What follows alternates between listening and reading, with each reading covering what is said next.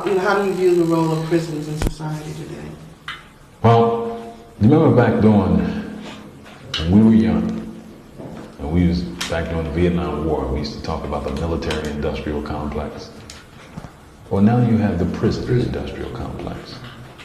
And you have what is the ultimate solution to America's economic problem. Those who are poor, those who are powerless, those who have no access to the wealth that one needs to survive, and perhaps wealth isn't, but the resources one needs to survive.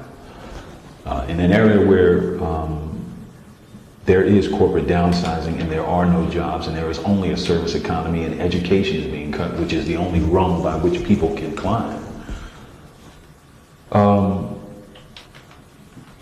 The only growth industry in this part of Pennsylvania, in the eastern United States, in the southern United States, in the western United States, is quote-unquote corrections, for want of a better word.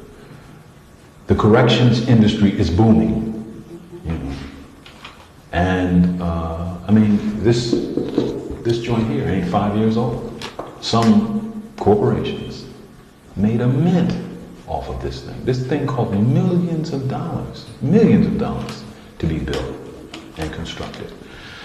But second to that, you have across the United States for the first time in modern history, you have small rural counties and districts begging the government, build a prison here, please.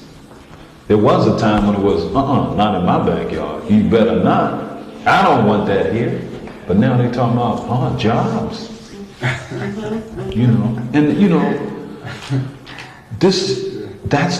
the reality. That's the reality that we're working with. And of course, blacks, Latinos, Hispanics, Mexicans in the West, and Puerto Ricans in the East, and so-called white trash, poor whites, are the raw material now. We're like the hamburgers in McDonald's. We're the raw material now. We're being fed into this. And what you see in Congress and what you see in state houses are the greasing of the conveyor belt on that, that meat patty line. Because there are no laws anymore. Think about it. When you look at the trend of the law, analyze the cases, read the cases and see what they're saying, you don't hear anybody talking about, search and seizure, Fourth Amendment, or any other amendment. What you hear in popular discourse on talk radio stations or in the newspaper is lock them up yesterday, or kill them, you see. And it becomes a political, again, an engine feeding an industry, the prison industrial complex, you see. And it is so naked now, so negative now, that as Monica said, you can have over 1.1 million people in this prison, in these prisons. And you have people saying, well, they need to lock up more people. You have people actually saying that. Of course they don't know what they're talking about, but they're just following a script that has been laid down to them, by the media, by the politicians. When you spoke about, that, I thought about a recent article that was in the New York Times. You may have seen it, by Saul Wachtler, who used to be the presiding chief judge of the New York Court of Appeals. And I laughed when I read it. I really did. I had a belly laugh. Because here was a guy who was, for all intents and purposes, a hanging judge. And if somebody, made a claim before his court, you get nothing.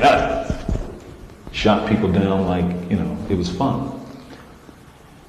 But in his article, he talked about the difference between reading a brief about an inmate who sued about the humiliation of strip searching and going through that experience himself, and how devastated he was by it.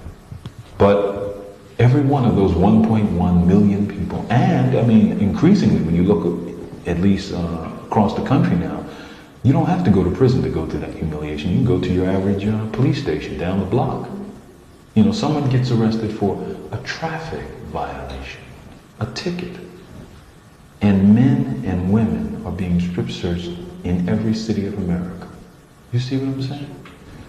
So, you know, when he was in a position of power and he could have said, this is unconstitutional or it violates the same.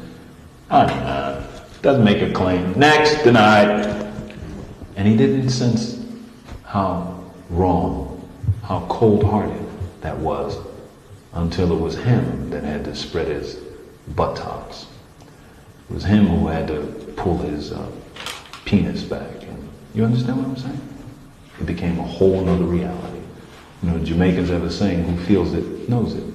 Well, now he knows it. A little too late, though, ain't it? Mumia Abu-Jamal's life is valuable to all human life.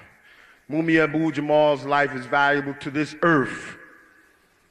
Mumia Abu-Jamal's wisdom, his knowledge, is valuable to our offspring, to the young, to the unborn.